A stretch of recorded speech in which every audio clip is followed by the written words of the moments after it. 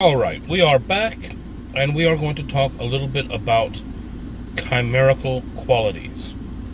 Now, this one takes a little bit of getting into because it is really the heart of understanding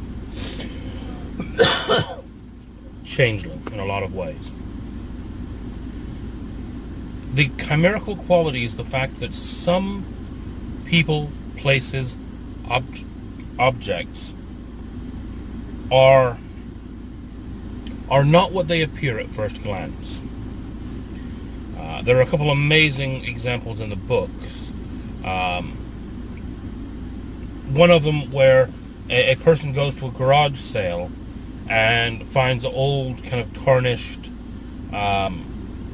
ladle that's held together with a bit of duct tape where the handle broke. And it just looks like a beat-up old ladle. When, in reality, what you don't know from looking at it as a mortal is that ladle was once held by a famous and amazing chef who used that ladle to serve the greatest dish of his career, his masterpiece. And in that moment of his dream's realization, the glamour that was produced by that meal infused itself into that ladle. And when someone with fairy sight, such as a changeling, looks at that ladle, they are able to look past the physical appearance of it.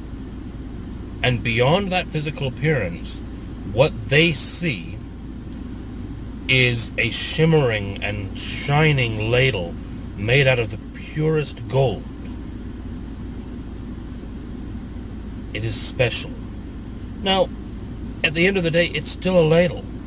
It hasn't changed what it is, but it has been infused with the stuff of dreams. Now, that can also work to make things different than what they are. In the case of the ladle, it is still a ladle. There are also, though, examples of things being completely different from what they are, and oftentimes this is also based on dreaming. Probably no one wants to admit it, but at some point, everyone has had that momentary dream where they pick up an umbrella and pretend they're holding a sword. Well, to the changelings, that has power. That dream is real. And it is actually possible to be carrying an umbrella to any mortal seeming and have no one ever realize that what that actually is a fairy sword.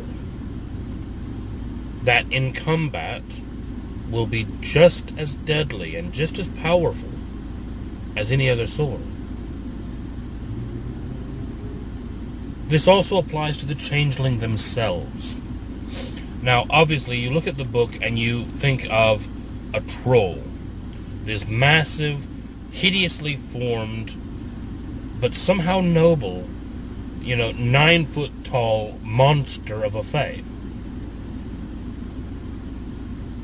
Obviously, you're not walking down the street like that and not getting noticed.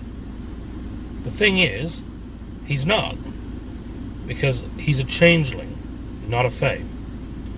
And as a changeling, he has a mortal form.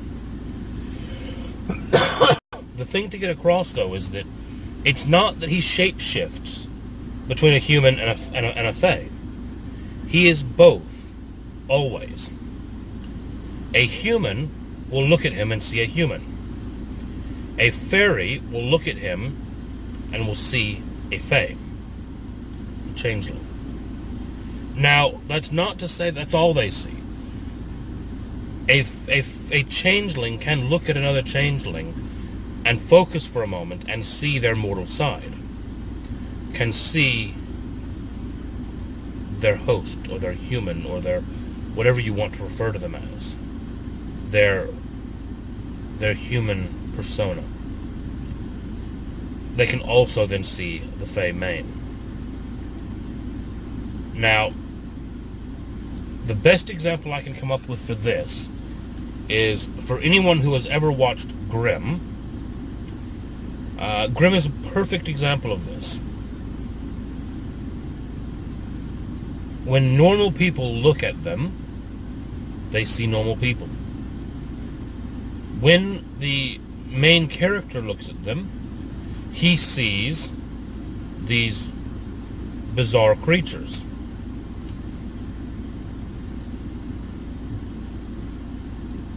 And then in Grimm as well, there are times when they lose control and they allow themselves to be seen by mortals. That can happen with Changeling as well.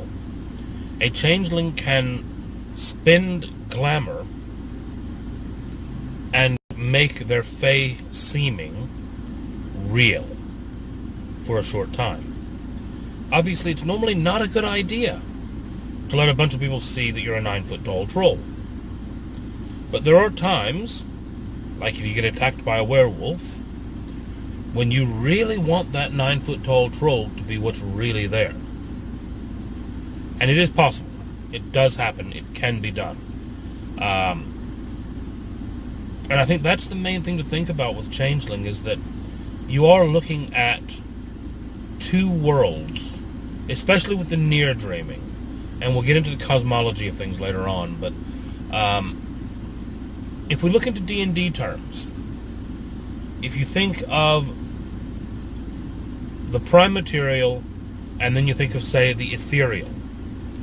The ethereal plane is a different plane, but it's coexistent with the prime material.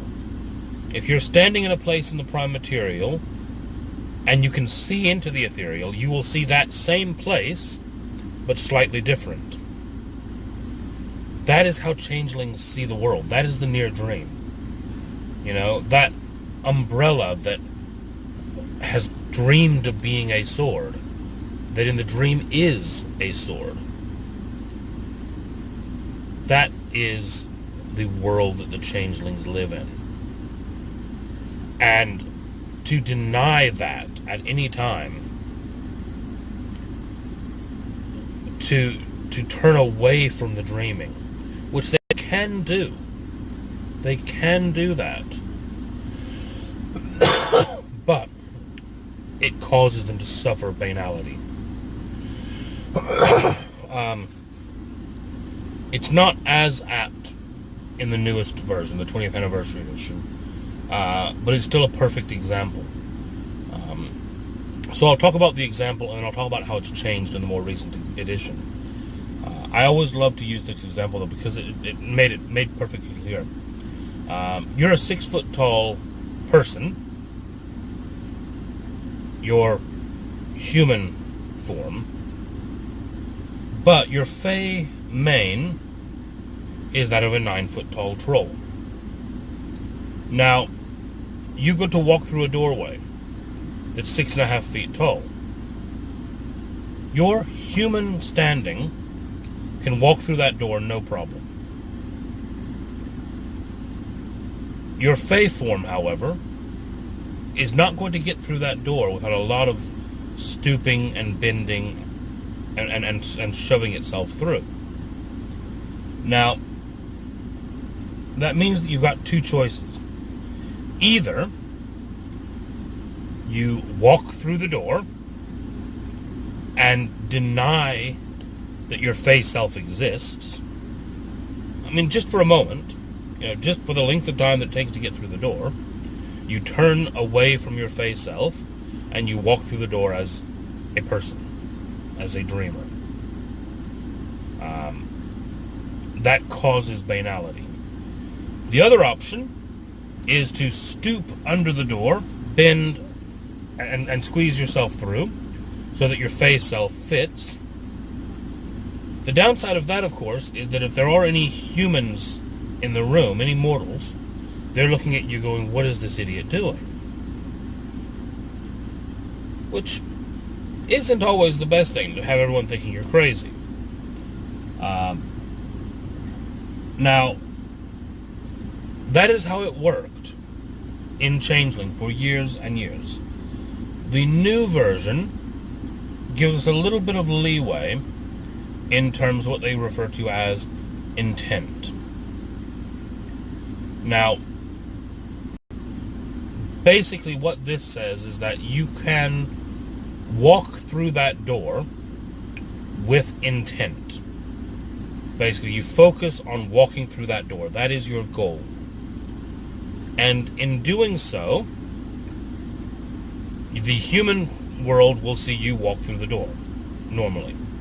The Fey world will see your Fey self stoop and bend and get through the door.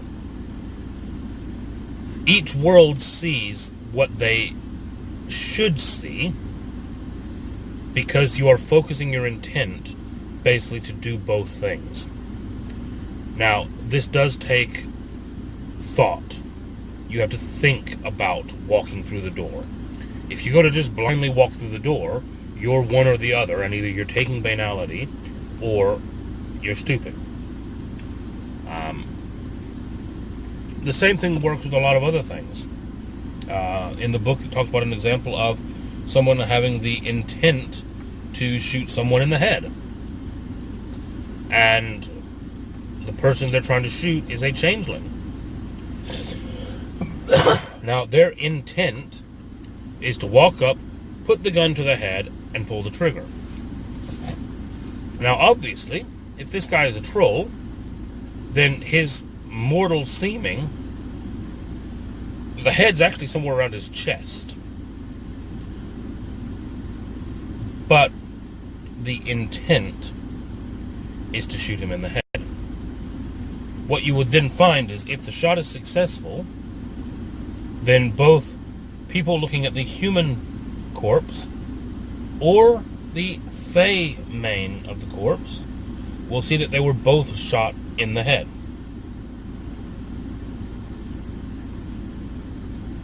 That's how intent works. So there we are. I'm going to go ahead and close out this video now. We've talked about the duality of changelings, of the mortal persona and the Fey main. We've talked about intent. We've talked about objects being chimerical. And we'll move on to the next topic in a few minutes.